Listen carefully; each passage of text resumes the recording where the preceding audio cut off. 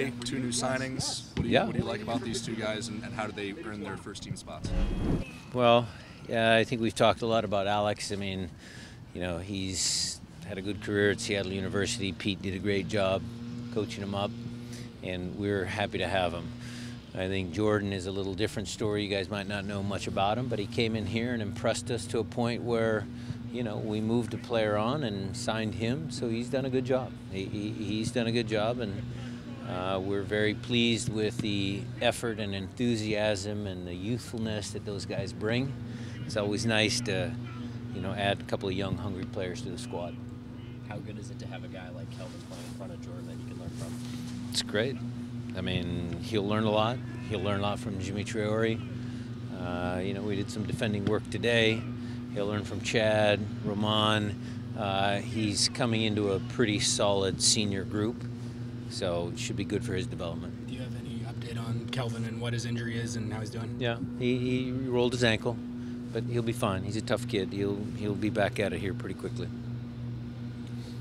2 days, Sacramento, and then a week after that, Santa Tecla. What are you hoping to get out of the final preseason game? Just we're pushing the guys out to 90 minutes. Again, this whole preseason was trying to get 2 groups out to 90 minutes fit, because we're gonna, you know, have a lot of games at the beginning of the year. So that's still what we're trying to accomplish. We will, you know, obviously take into consideration if there's guys that are tight, or it's been a long preseason or a short off season, whichever way you want to put that. We'll certainly watch for that, but our hoping is for a good match and no injuries. You mentioned that Jordan really impressed you guys this preseason. What was it about what he did in practice and in preseason that kind of his timing going forward is good, and his defending is adequate.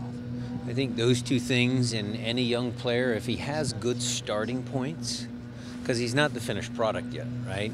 So if he has some good starting points, you know, that's what you look for. And then you coach him up, you do what you can, and hopefully it bears some fruit. Brad Evans signed officially by Sporting KC today. Yeah. Do you have any comment on that? Yeah, I'm gonna miss him. I think the way I put that is I'm happy for Brad. I'm very happy for Brad. You know, he used free agency to his advantage, so that's a good thing. But I'm sad. I'm sad for myself because I think he's a good player, and I think he's going to add value to Sporting KC. And I'm also sad for the fans here. I mean, they will miss him. They will miss what he can bring to the field. They'll miss, you know, what he's done over the course of the, you know, years he was here. So it's a good thing in many ways, but then it's also a little bit of a sad day too that he's leaving our franchise. Competition is great. One of the stories in the preseason is kind of going to be the new Who Francis thing. How's that competition going so far? Fierce. How about that? They're both very, very talented players, and so, you know, again, I would say that the competition is not just in preseason, it's throughout the course of a year. Both guys will get minutes early on. You know, New Who we kind of know. Waylon's a little bit more unknown, but he's acclimated himself to the group fairly well. So we'll just see who's in form, and that's the guy that's going to play. And then for the other guy, there'll always be opportunities because, you know, we do have fixture congestion at the beginning of the year. Where do you stand this early in the season about prepping for a game in Champions League against a team that's similar to what Santa Tecla is bringing? It seems like you're playing some USL teams that maybe don't reflect the same. Where do you stand on that? Is that important? Is that just not really? The way preseason shook out and the games and how we had to get them, there were some challenges getting teams in to play us because of visa issues and stuff like that. So Sacramento was an option that became available. It has no disrespect, nothing about Santa Tecla. I mean, we could have played maybe an MLS team, but we didn't want to necessarily play an MLS team. So the decision to play Sacramento, I think, was a good one because they'll have a squad that's ready. They'll be in a stadium atmosphere that's pretty good. And again, for us, it's more of an exercise about us and what we're doing, not necessarily who our opponent is, because we watched Santa Tecla on film, and we saw their game against Dallas, but at the end of the day, we don't know them well enough to really dig deep and to really dive into all of the tactical stuff. We're going to try and do what we do very well, and then see if we can get results. What are a couple of takes that you got out of that game? Just very small takes of what Santa Tecla showed against Dallas. Well, they showed a competitive group. I mean, that wasn't an easy game, and Dallas had the majority of their starters there. So it's going to be a good game, good series, and we hope to come out on top. How is Ozzy doing? Where's he at physically?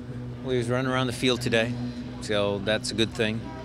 And he will keep progressing, and we have a very strict timeline with him, and it's just based around him being healthy for the remainder of the year.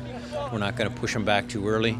I think that was some of the stuff that we learned last year. Ozzy really wanted to play in those playoff games and in the final, and maybe we pushed him too hard. So we learned from that, and we'll take it a little easier now. This will be your first trip to Central America as head coach. How do you feel about the experience of the squad overall in regards to facing a challenging game like that, where the atmosphere, just being there in the country, is going to be difficult? Well, we've talked about that as a coaching staff, and with Grant Clark, our team admin, who does a great job at setting up these trips. We normally send a guy down there a day early. We look at the hotels. RSL played there a couple years ago, so we reached out to them. I mean, we do due diligence to make sure that the trip has as few surprises as possible. There always are a couple of things that you can't control, and that's the beauty of Champions League. I mean, it's an exciting time, and we're looking forward to the trip.